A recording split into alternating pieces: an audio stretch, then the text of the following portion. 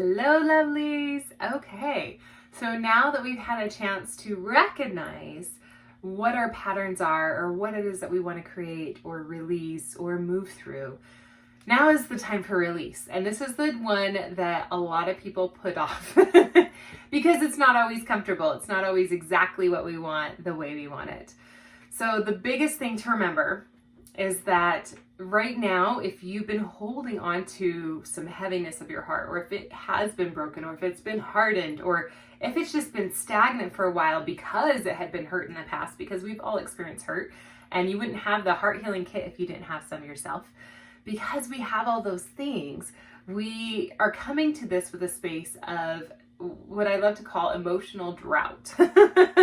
So not having enough of the feel-goody things that sometimes we can have resistance around releasing. So I'm hoping that you utilize the things in your kit and that you allow yourself to be open for this part, because this is the part where it doesn't have to be as painful as we probably have been playing it out to be. So before we dive all the way in, a couple things that you may want to have handy. So the first thing is your shelf. Now, if you did get the beautiful abundance kit, there was a shell that came with it. You can use that shell with your cedar, and that way it can catch the ash. If not, grab your cedar, but you'll want to grab a plate or something metal or something to catch the ash, because sometimes it will drop little sparks and you don't want to burn yourself or your house down. That would be awful. So grab your cedar, grab a lighter. Also, pink tourmaline is highly recommended for this part, and I will talk about that in just a minute. Having your marbled heart. This is pretty much one of those things you just carry with you all the time this month. And allowing yourself to remember that you are healing. The healing is coming. You are getting exactly what you desire, and it's flowing to you. And so it's more of a reminder stone than anything else. Okay? Also, your white feather. And the white feather is very symbolic, because not only is there that beautiful word inscribed on it, but it's also symbolic because it is purity. It is ready and empty and waiting and ready for anything you choose to put in its place. And so, especially because we're releasing so we can create a blank slate, a blank palette to expand more. That's why the white is so symbolic for this kit. And that will help you when you're smudging with your cedar.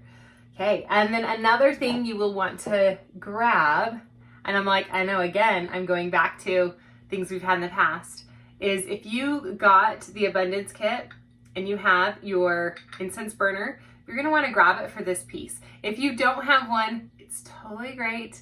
You can use a little cup, a glass, a bowl, having something that you can hold water in. And actually, I have water in mine already, so you are now intrigued, right? So it's the first part of the clearing. There is another piece later, a ceremony with the release and the crystal grid, where we can utilize the water as well. But for this piece, I really, really wanted you to have it handy. So of those items, the most important thing would be the cup of water and the cedar. The other ones are supportive, so if you don't have them handy, it's absolutely okay. Okay, are you ready to dive in? So with this piece of it, the releasing, a lot of times the hardest part about releasing is choosing to release. We have a lot of reasons to hold on to stuff. And at this point, you're probably thinking in your mind, like, no, I wouldn't. I'm not choosing to not release. I want to release this stuff, and I like releasing this stuff, and I don't want to hold on to it anymore. But subconsciously, there is a payoff to holding on to the connections and the hurt and the pain. And so that's what we're mostly going to focus on in this portion, is understanding why we hold on to stuff and clearing it. So one of the first reasons why we hold on to hurt is because, well, we just don't know how to end the suffering. We don't know how to release. We don't know what to release, so it's there. Hopefully you watched the video of recognizing so you can see, at least get some gears churning on the cycle, and you had a chance to journal some of that out. For this portion, it's mostly understanding when we're hurt, when we're feeling that pain. It's really easy for us to stay stuck in it. And now is the month that you get to break free of that. Now you'll notice I'm going to say month a lot, because time is our most wonderful gift when it comes to healing the heart.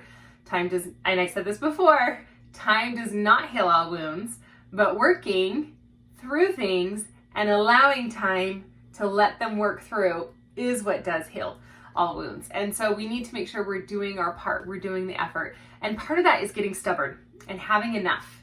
So not enough in the sense of having everything, but having had enough, like enough, I'm done. And we will stay the exact same and keep all that hurt until the discomfort and the pain of that change is less than the hurt we're always feeling. And so that's where this is coming in. It's saying, okay, this is the moment I get to be really raw and honest with myself and say, you know what? I can't do this anymore. This hurts. These cycles suck. We just went through them. And now I'm ready to let all of this go. And I'm ready to move forward with my life. I'm ready to no longer justify and make excuses so that I get to feel hurt. So understanding the stories that we tell ourselves. So one of the stories we tell ourselves is, if I let go of this hurt, I might not get anything better. If I let go of this toxic relationship, what if this is the best I can ever get? I am going to share a lot of my personal stories in this one, heads up, just because it relates so much and so many of our pains are the same. And maybe the situation's slightly different, but the emotion's always the same. We're never alone in our heartache. And that's one of the first lies we tell ourselves, is that we are alone and we're the only one that's ever felt this way. So I was in an abusive relationship as a teenager. I ended up getting pregnant in that relationship, extremely young. And all of that was just a really, really dark time in my life. And because I felt and was told I was damaged goods, I believed that going into the next relationship. So when I got married, I married the best I could get because of what I had done in the past, because I couldn't let myself forgive myself.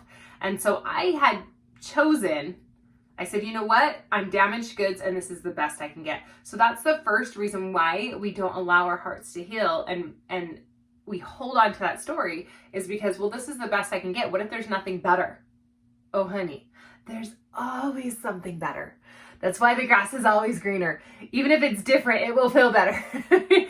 The difference is I choose this now because I love this and it brings me so much joy. So rather than comparing and saying what's better, what's worse, it's like, wait a minute, where's the joy? So if you have your notebook, if you don't, you can pause it and go get one. I recommend writing that down. Where's the joy? Because if we chase the joy, we will find exactly what our heart needs to heal, to vibrate out, to expand, to bring in all the good, juicy stuff that we love. And so allowing ourselves to say, okay, this may be the best it can get. So where's the joy? Oh, it's non-existent, and that probably means that relationship is toxic. Let's look at another area. Let's look at a job. What if this is the best job I can get? Well, because of the economy, because of what's going on in the world, because I don't have my degree finished, because I'm a woman versus a man and the pay's different. Like all of those stories we tell ourselves, what if this is the best it gets? What if it's better? Maybe write that down too. Well, what if this is the best I can get? Well, what if you can get better? What if it is better? And I'm not saying throw away beautiful things that bring you joy. Not what I'm saying. I'm not saying always trade something for something better and never feel satiated or satisfied.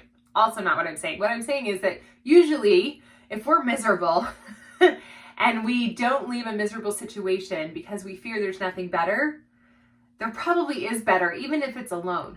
When it comes to relationships, I remember I hit the moment in my life where I realized I would rather be alone than lonely with someone else.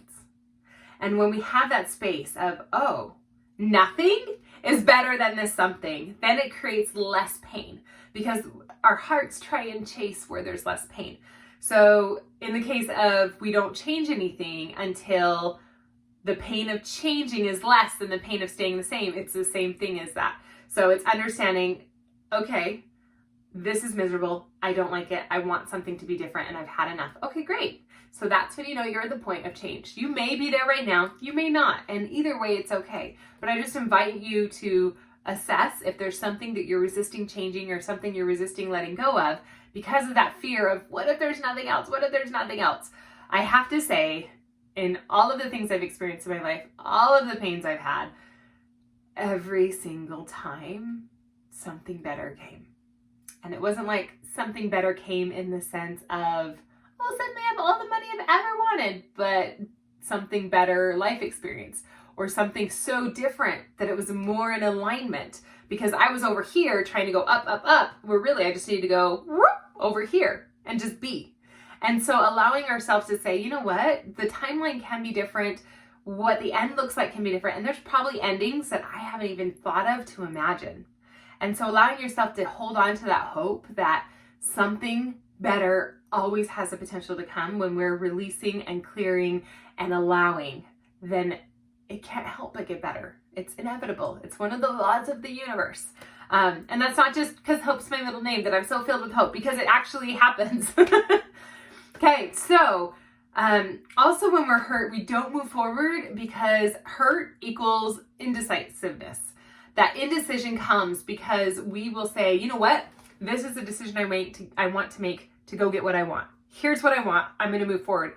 And then all of a sudden we just kind of stop, and then we start beating ourselves up. And part of the reason we stop is, if you're watching this, you're probably an empath, because empaths usually find me because I'm an empath, and we find each other, and I teach classes on how to be an empath and not feel like you're crazy all the time. So lots of empaths come in my circle, and an empath is basically someone who can feel what other people are feeling.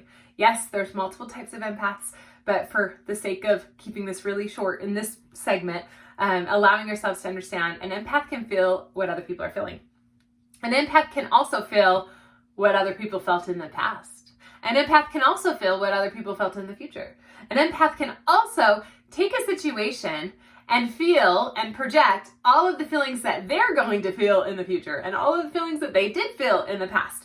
And so when we're feeling pain, we create this stuckness, because we're sitting there going, I don't like this pain I'm feeling. I want to change this pain I'm feeling. Let me think about the past and all the times. Yeah, I don't want to do any of those things again. So now I'm going to move forward. Oh, wait. If I move forward, and then our imagination kicks in, I can have this experience, that experience, that experience, ooh, and then more pain. And when our mind picks up on the experiences we could potentially have, or imagines having any type of experience, it actually feels all of that emotion right in that moment. That's why TV works, because you watch the TV and you feel the emotions that the characters are feeling. You forget that you're you, and you think you're the person in the TV, and the dog is dying and you're crying, and you don't know why you're crying, because it's not real, the dog's not yours, and you don't even care, and you know it's not real, but your brain says, yes, it's real, you need to cry right now. And so we have that experience. So you're doing the same thing when you're staying stuck because you're hurt. And because you're hurt, you don't want to be hurt again. So you think about all the scenarios where you'll be hurt again, but then you just compounded the hurt that you're feeling. And then we get paralysis. If you've ever heard of analysis paralysis, it's more of an emotional thing than an analytical thing. Because we're sitting there thinking, oh, I don't want to feel this emotion. It's so unbearable, because right now what I'm feeling is unbearable. So if I go forward in the future and I feel more, I can't handle that. Well, you're right, because you're actually feeling today's pain, yesterday's pain, all those years of pain compounded, plus all the future pain at once. So going forward, if you were to feel these emotions and feel these experiences, it would be the same as it is now. So a lot of times we don't think about the fact that we are feeling tons of emotion because we're feeling all of the emotions. If you think of time in this linear string, you're pulling in all the string, and you've got this huge yarn ball right here. And you're like, no, I can't handle any more yarn because it's all full right here, and this is so much. Well, yeah, but in the future, it's the same yarn ball, because you're pulling from the past, which is your current present. Maybe you're with me, maybe you're not. You can always rewind it. So you're pulling from the past into the present. And so the same amount of emotion always exists on that timeline. And so sometimes there will be new things that are added that create huge devastation. But to think about the future and not move forward because we're afraid we'll feel too much, you're already feeling too much. Okay, so that's what keeps us stuck, and it can keep us from having that sense of clarity we need. And it's really funny because I myself have even been guilty. Like literally today had a moment where I was feeling emotional, and I was saying, oh no, What if nothing better ever comes and I am so sad right now? And then I kind of laughed a little bit because of what the context was. So this is what the context is. I'm going to show you. I will probably drum for you in this video. Do you see this beautiful creation? This is my beautiful red drum. I made lots of them, and I made them in an offering to raise funds for a nonprofit for children in Haiti with a specific intention and a specific purpose. And out of the 13 drums I made, this one was the one that just resonated with me so deep. And I love her, and I drummed with her, and I was like, yes, I love this drum. However, the day came to sell them, and she sold really fast to the perfect person who it was so meant for. And I was like, yeah, I'm so glad. Oh, I'm not. And I'm tearing up, and I'm sad because she sounds so beautiful, and none of them sound like that, and none of them, I don't feel them in my body the same way I do this one. This one's like my drum. What if nothing better comes along? What if I never make another drum that resonates and sings to me like this one? And these are real emotions that I'm still feeling. And here, I'll let you hear her for just a second, and then I'll have to play her at the end instead.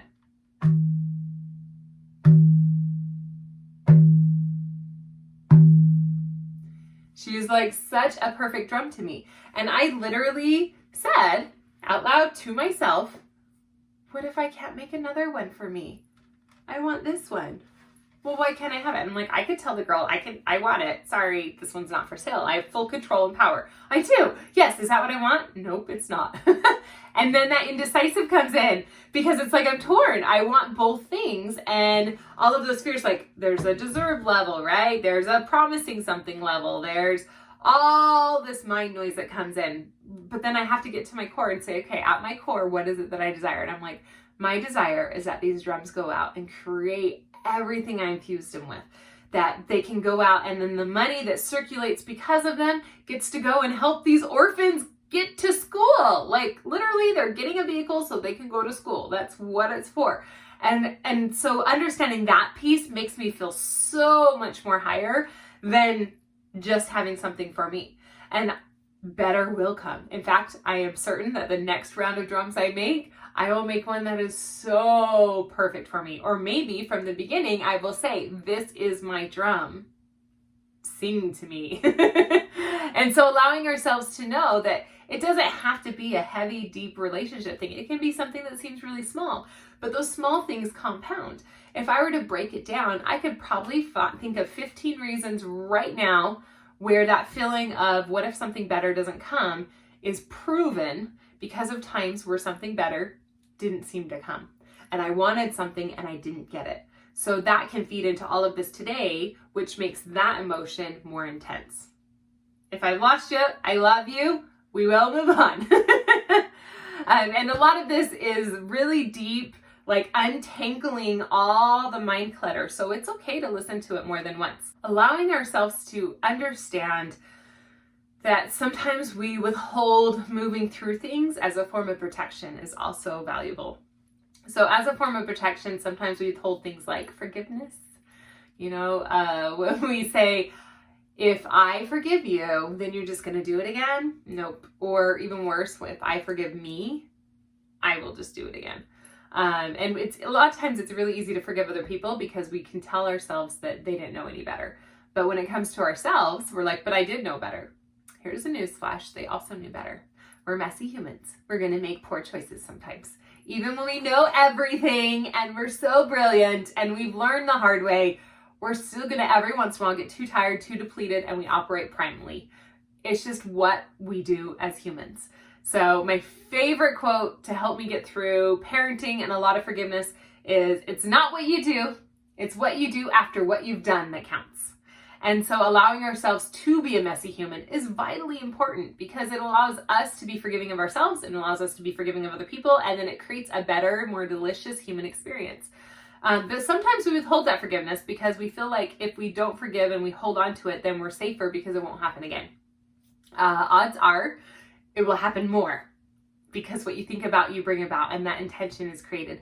And you're holding your heart back and you're keeping it locked up, which means a little bit of hurt hurts a lot because it's not diluted with lots of love. So when the heart is open and when it's expanded and when it's free and it's wild and it just loves the deliciousness of everything and it lets it pour out, oh, like your grid. I'm like, I'm seeing this, like your grid. That's a heart pouring out. When it's doing this, it's so full that a little speck of something negative or some hurt isn't going to affect it. If you even want to grab your grid and look at it, like if you put something in there, it's pouring out. It goes out really fast. Even if you know, the fly in your soup, you throw a fly in there, it's going to pour right out because it's going to be on the surface. It's not going to get deep enough to do anything because there's such an abundance of love that all of it spills out over everything and everyone. So you can handle it better. I'm not saying it won't still hurt. I'm saying you'll be able to handle it. You'll be able to manage it and it won't be devastating. It's okay to feel negative sometimes, but when we get devastated, then we're like, oh, let's work on that. And so allowing ourselves to understand that forgiveness piece is huge and it's huge for us feeling free. There's so many quotes about, you know, finding that forgiveness is freeing a prisoner out of prison and then realizing the person that was imprisoned was yourself. And so, and I know I butchered the quote, but it's okay. I forgive myself for that.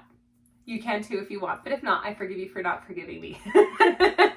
Some of these statements may sound kind of arrogant, but they're not. They're pure love and delight. Also understanding when we withhold forgiveness, it borderlines on punishment factor. And so punishment is really interesting because when we're young, we're punished if we're bad. We do something wrong, we get a negative reinforcement. As we get older, there's natural consequences that punish us sometimes, but a lot of times we don't really flip the switch and we think we deserve to be punished. So when I was in an abusive relationship, I made omelets one time and I made the omelets wrong. And I said something snarky while I was making it. Now, mind you, I'm 15 in this relationship, okay? I have a child making omelets and I'm a bratty teenager at the same time. So I said something snarky and he decided my face deserved to be burned with the frying pan and I needed to have all that splashed all over me. All the egg, everything, everywhere. Big old, ugly, nasty mess. And in that moment, now some of you who know me, or even if you don't know me, you're probably like, Mama Bear's like, I can't believe that. How dare you? It's fine. It's good. It was a good lesson for me and it made me me. And we'll talk more about that in a bit. But what it did is in that moment when I felt powerless and I was being hurt, literally, physically, and emotionally at the same time, because this is a person who professed to love me. And the emotion that was the loudest was that guilt and shame, because I blamed myself and I said, oh, this is all my fault. And by making it all my fault, I deserve to be punished. I felt like I deserved to be punished if I did anything wrong. I felt like I deserved to be punished because I let somebody rape me. Get it? Let them rape me. Therefore, I deserve to be punished because I put myself in that situation, so therefore it's my fault. And so I became a master at feeling blame. And by being a master at feeling blame, I took control of the situation. Because if it's my fault, then that means nobody can hurt me without me creating it. No one can ever make you feel an emotion without your permission, right? Yeah, I get that. But I put myself in the situation, so if I do that, then that way I'm responsible for all of it, which means I will never be hurt because I will never do that to myself again because I learned. That's the story we tell ourselves, right? It's not always how it turns out. And sometimes we feel like we need to continue punishing ourselves so that we get the lesson, so that we keep from making the same mistakes. So if I continue punishing myself for making the mistake of putting myself in a situation where I could be taken advantage of, then I won't ever put myself in a situation to be taken advantage of, because it worked when I was a kid. I was spanked and I stopped doing something, right? Doesn't work like that either. In fact, it's more detrimental to us because we're tearing ourselves down constantly, and we're not allowing that forgiveness. And when we feel forgiving and we feel whole and we feel like, you know what, I'm a messy human and I'm imperfect and it's okay, we're less likely to put ourselves in situations where people will hurt us. So by feeling good, you're actually safer. But we tell ourselves by feeling crappy, we're safer because we'll see it coming. No, we won't. And if we do, we're already depleted from imagining it coming 15,000 times and feeling all the emotions, just like with TV. and then we have nothing left to withhold any blows that happen in life. So that's where the goal is, to fill ourselves with all of that love and all of that self-love and self-acceptance, that there isn't room for people to hit us. And you know what? If somebody throws a stone, it's not a big deal, because it will just pour right out, because it's a tiny pebble. What? I already got a river going. What is this? Versus if it's empty, you have an empty pot and it just drops the stone in, now all you have is a stone to focus on. So what's going to happen? More stones get added, and then you have nothing to pour out. And then you got to clean everything out in order to pour it out, which is kind of what we're doing with all these delicious conversations. Okay, so the goal here is to take the lesson and allow the punishment to go away. The minute something negative happens and we feel the negative emotion, that is our punishment. That is our understanding. That is our clarity. And when we're little and we're punished for being bad, it's to offer clarity. But now we are emotionally aware and intelligent enough to say, I'm feeling this heartache right now and I hate feeling it. Why am I feeling it? Oh, because of this. Okay, not going to do it anymore. The heartache itself, the emotion itself, is the pain to stop us from doing it. So that punishment gets to go. So take a moment, because I feel like there's at least one person watching this video, and usually when I say that, it's like everybody, but I'm going to say just one person watching this video that this is what they needed to hear, because it was definitely an inspired thing to say. So grab your notebook, and I invite you to ask yourself, is there something I feel like I'm still punishing myself for? Is there something I feel like someone else deserves to be punished for? How have I been wronged? How have I been showing up, allowing myself to still feel I'm wronged and stuck? And this is a really good moment to grab your pendulum. The Fuchsite pendulum is brilliant for this piece. Fuchsite's great to hold when meditating. And we did it as a pendulum on purpose for guidance, but also you can hook it onto a necklace and wear it as a charm so that it drops on your chest, so that you can have some of that energy from it flowing through while you're working through these things. And the Fuchsite heals that martyrdom and that victimhood mentality, because sometimes we do go to the victim side, or we go to it's all my fault side, and I'm anti-victim because I created this. So those are two sides of the same spectrum. If you swing the pendulum, it goes both ways. And so either it dips into victimhood and martyrdom and everybody's out to get me and everybody decides to be mean and to hurt me, or you flip over to the side of, oh, it's my fault, I'll take responsibility because that way I have control, I'll take the blame, yep, I'm a jerk, yep, I'm stupid, yep, this is why I did it, all of that. So we're gonna release both of those and find a happy place in the middle, but right now is the time to release.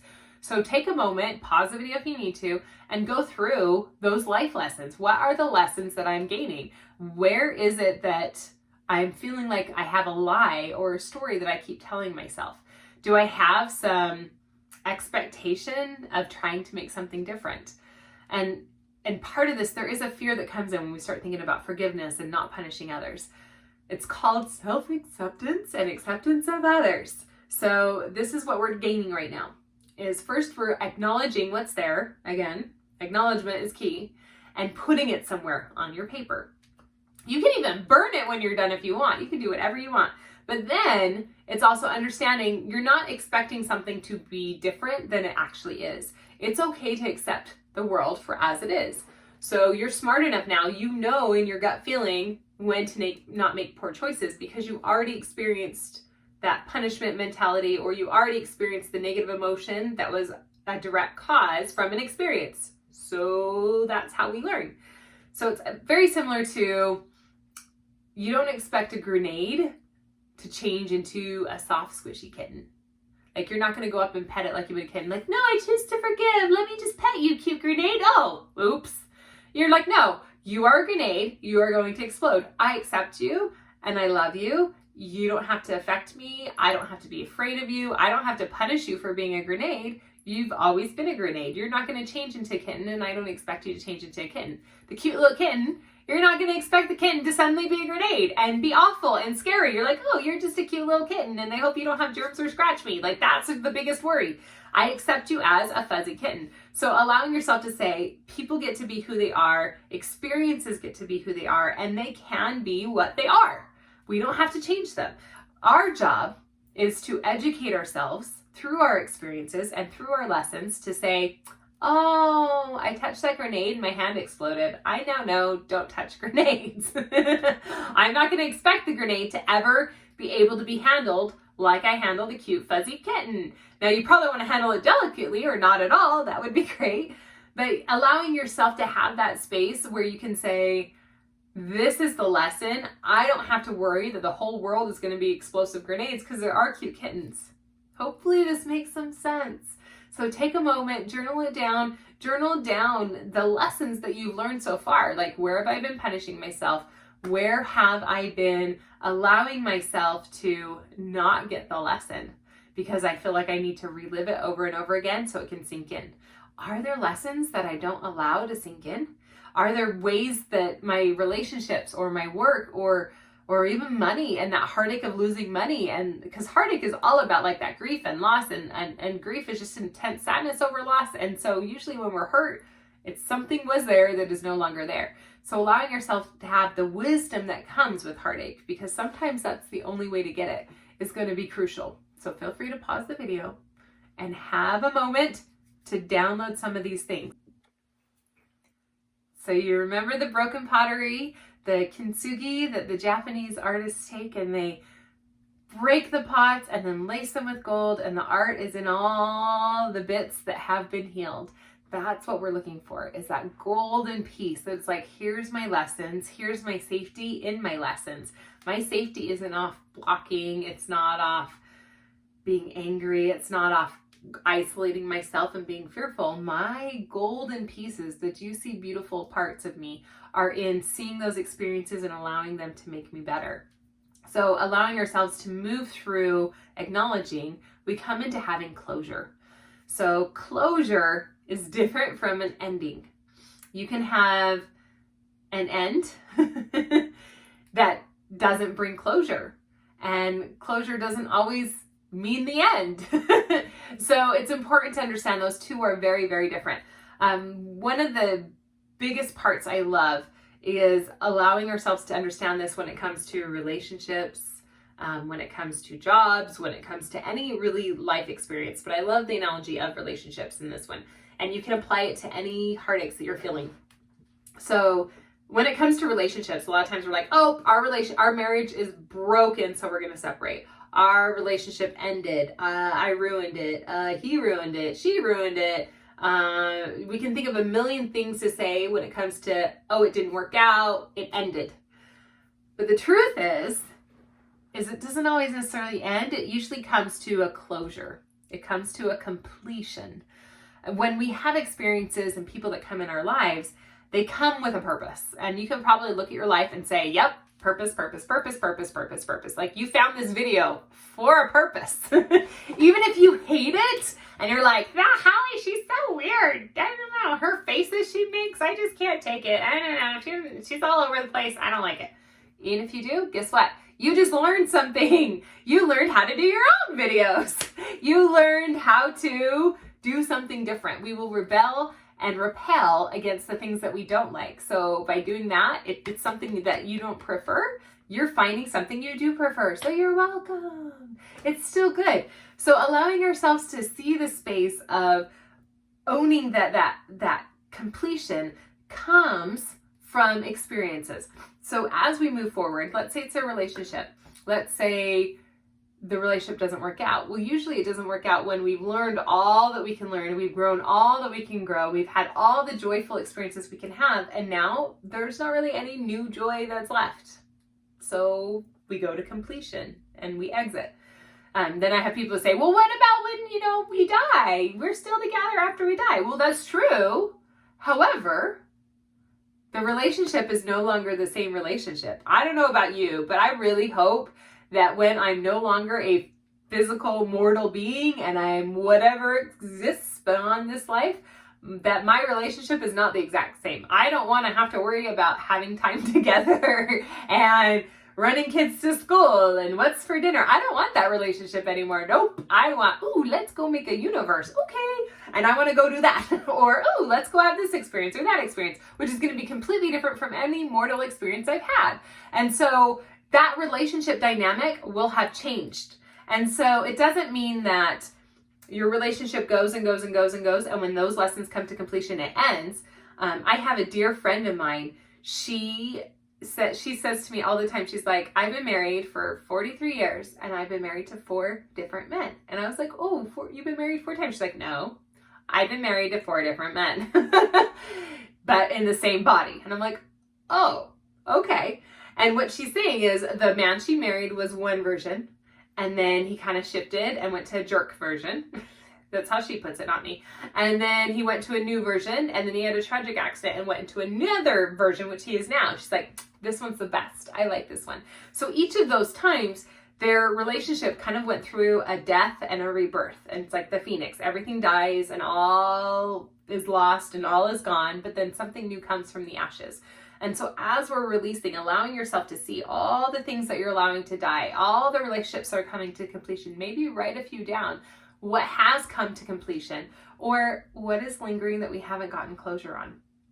Because not getting closure can keep us from releasing anything that's stuck. And one of the things I absolutely love is the story of Isis. And I'm going to probably butcher this, and I love you, but I'm trying to condense it.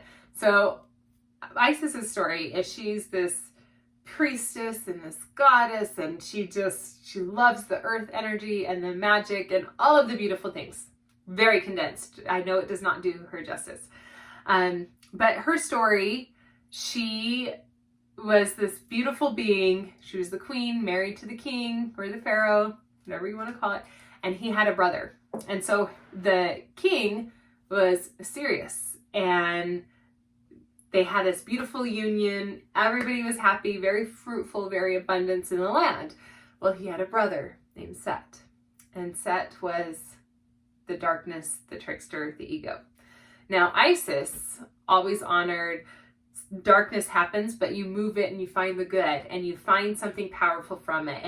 And sometimes the volcano erupts, but then new growth can come underneath, and lots of phoenix energy and lots of fire energy and lots of transmutation. He did it out of ego. And so as the legend goes, he created this beautiful box fit for a king. And he had his brother go into the box, Isis's husband. And he goes in the box and he seals it up, and it's a coffin, and he dumps it in the Nile and he dies. And Isis is grieving because the thing that she craves the most is that closure. Because remember, Egyptians believed so much in what happened in the afterlife and the symbology of it, that it was crucial to have a proper burial. And now there was not one. And so she searched and searched and searched for her poor husband's body. And as she searched the land, she blessed lives and she learned things along the way. And she had all these new experiences that she would have never had otherwise. Even though she held heartache and grief, she still moved through these experiences. And as she moved through them, stories traveled of her coming through and blessing people and healing people and doing all the magical things. And someone had found the box and thought it was so beautiful, he had taken it home. And he hears the stories and he says, here's this box. And she's like, oh, I have my husband. Yay, thank you. Well, then Set, the evil brother, disperses his remains throughout the whole land because he's mad. And he's like, hey, wait a minute. No. And he throws out. So once again, Isis is heartbroken. She does not have the closure she sought. And this is probably a lot of heartache, and the story probably resonates with a lot of us. It's like, oh, I just got over this heartache. Why am I getting more? This is not fair. And so then once more, she travels through the whole land and she reclaims all of the parts of her husband. And there's even where she has to make one body part because it's not able to be found. It's a really beautiful story. But she goes in and she reclaims because she wants her closure. She wants him to have his closure. And so she reclaims all those rather than succumbing to the darkness. And she continues to fight it versus adapt, and she continues to fight it versus settling for it and giving up. And and she refuses to settle for anything less. So it requires her to adapt over and over and over again. Her daily life, her intentions, her desires. And I'm sure she had other dreams other than going around looking for her dead husband's parts. But she does it anyways. And as legend says, once she reclaims all of them, she transforms herself using magic and the wonders of the universe into the tiniest little hummingbird. And as that hummingbird transformation, she's able to conceive a child. And that child she conceives is the god Horus, who is the falcon god and has all of this extra magical ability because of their union together, and goes on to create an abundant kingdom, ends up destroying and creating balance when it comes to the darkness of Set, and heals everything. So the beautiful thing is, no matter what was thrown at her, like imagine all of that devastation, it allows her to move through and still say, no, I'm not going to. I'm going to adapt. We're going to pivot. We're going to adjust. We're going to go over here. We're going to do this. And you know what? I'm going to pull in the love energy of the earth. I'm going to pull in the love of my people. I'm going to find a reason, because I will not succumb to the ego, and I will not allow myself to be devastated. And so sometimes we have to get that fire lit within us that says, I'm not going to allow this. But if you look at that whole trajectory, if the darkness never came in and caused all that heartache in this story, it would have actually, they would have just been a king and a queen ruling a kingdom, and there would have, the powerful things that came later would have never occurred. And so allowing yourself to acknowledge, where are the powerful things? Where are the things that have created that sense of balance, that sense of unity, that sense of connection, the sense of empathy and understanding other people? That is one thing that we gain when we do go through those hurts, is because it connects us all to one another and it makes us more compassionate. So allowing yourself to see some of those things, maybe make a list of those things. So in this last part of this video, I am really excited to share some of the things that help me the most to release when I am feeling heartache. And one of those things is when it comes to negative connections. So in a moment, we're going to go through a meditation and you can clear out some of those negative connections. So a negative connection, anytime you interact with another person, you have the potential to attach an emotional and energetic connection between the two of you. It can be a little connection or a big connection, and the more you feel the emotion, the more it's reinforced. When the relationship ends, the connections do not. And when we stay in a relationship and we're happy, you can have positive ones and you can have negative ones. They both work. But usually, you know, you have a negative one when you say one thing and it has a tone, they say, but you're like, I didn't speak with a tone. And it's because you're having this energy flow back and forth while the conversation's up here. There's this undercurrent of emotion going on down here. These emotions can be one-sided, so one person sending to the other person, or they could be when one person sends it, the other person sends it back, so then the other person sends it back, so the other person sends it back. And it creates this energetic, emotional noise that's always going on. And a lot of times people don't realize they have them, but one of the signs is you'll go throughout your day and suddenly you feel an emotion without a rhyme or reason to feel it. Where over here, if George has a connection sending it over to Susie, let's say the negative connection is anxiety. Anytime he feels anxious, he sets it on the pipeline and Susie picks it up. So Susie's over here feeling anxious without a reason. George was feeling anxious because he was stuck in traffic. Had nothing to do with Susie, but because she's become the laundry chute of emotion, it keeps dumping that way. Unless we cut them, they tend to stay. So one of the powerful things you get to do is you can use your selenite wand. That's also your incense holder. I just love it. Duality, multi-purpose. You get to use that as well. So in the meditation, we're going to go through and I'm going to walk you through just identifying some of these, and then you'll be able to release it. Now, in order to release it, you go to the area of your body, you feel it, and you act as if it's a sword. Like, that's why it's a wand. It looks like a sword. Things are pretty simple if you let them be. And so you're like, let's say I have it attached to my hand. Suddenly I feel like an ache or a pain or like a fuzzy feeling. I'm basically cutting it. So imagine all these strings attached. And I'm like, nope, nope, nope, nope, nope. Some people like to call in Archangel Michael because he is a protector angel and he can help to cut those cords. Whatever feels good to you to call in. If you have ancestors or loved ones that have passed that usually watch over you, ask them for some help. I'm sure they'd be happy to. So we're going to dive right into that. So the first step of doing this is I wanted to burn my cedar as well. So if you have your cedar, have it handy. If you have your water in a bowl, have it handy. And any crystals you choose. So I'm going to light my cedar.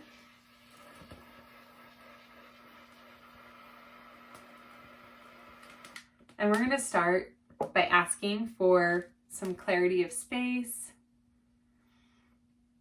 asking for some assistance. And we're just going to burn just a little bit of it. Allowing it to offer some safety in this moment. Using your feather to smudge the smoke around is really great. So go ahead and take a nice deep breath in. And out. And I am going to drum a little bit because I can.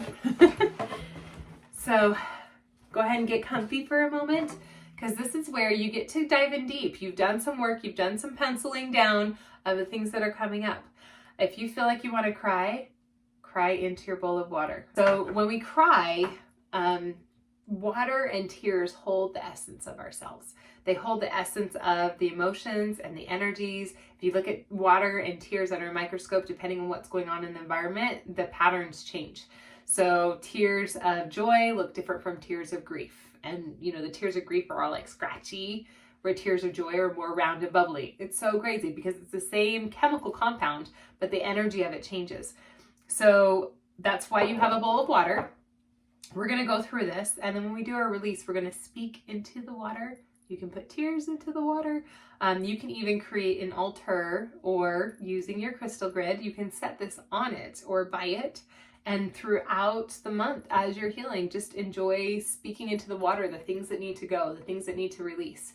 So we're going to go through and do a quick little meditation where you can assess any negative attachments or cords or things that need to be released. Let them come up into fruition. Use your selenite wand to cleanse them. Use your cedar to hold sacred, safe space. And then you get to speak into the water. And when you're all done with the month, or you feel like the heartache has been removed from you, go ahead and pour it into the earth, because the earth loves to receive it and transmute it. Okay? So deep breath. Go ahead and get comfy.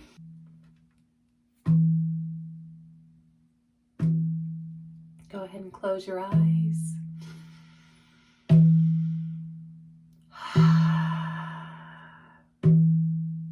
Sometimes a drum just helps keep your focus.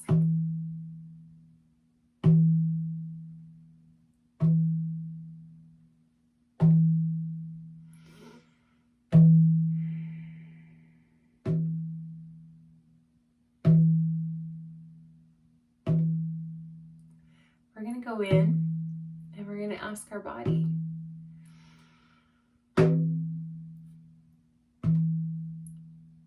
Body, is there a negative connection in here?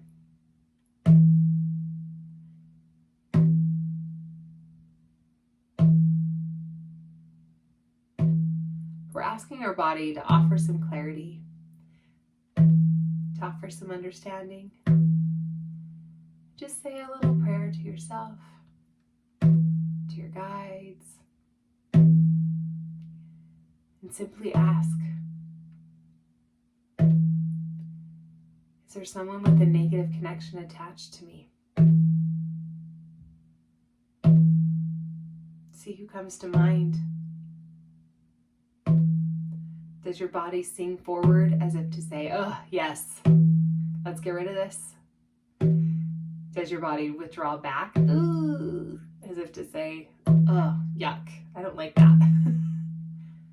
Or is it just neutral? Who is attached to me? Who is attached to my past pains?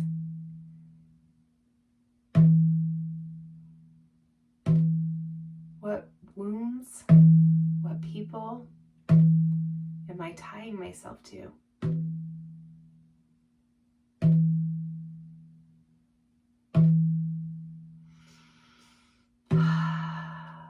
allowing yourself to either hold in your forefront or jot down on paper anybody that comes to mind. And one at a time, pick one. Envision them sitting in front of you.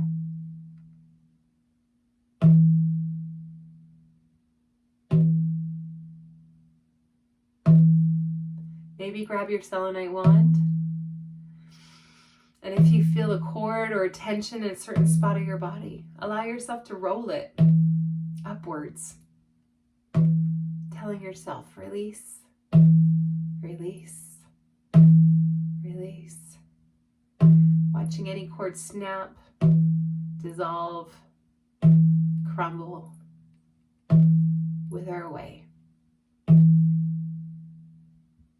You are no longer part of me. I am no longer part of you. Not in this negative form. Don't worry, any positive ones get to stay.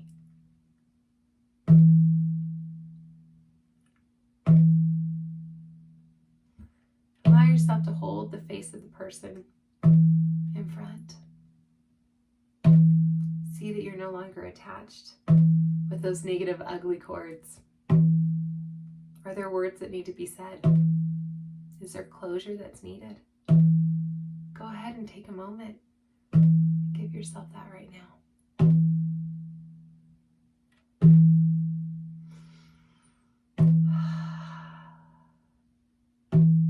Perhaps it feels good to speak what you desire to release into your water.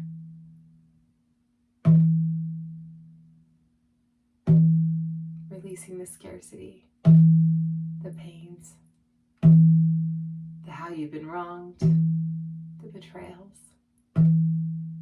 Go ahead and in your mind's eye, speak to the person or speak out loud into the water.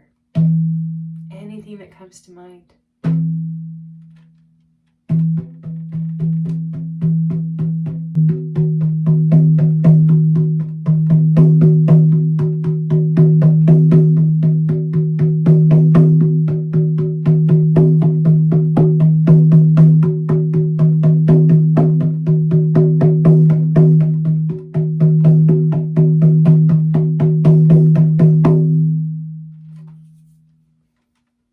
Feel free to take your time. Speak all the words that need to be spoken to. Let the water hold it, create it, send it off. And when you're ready, you can always pour it into the earth, into the dirt. Let it receive it and also be nourished by it.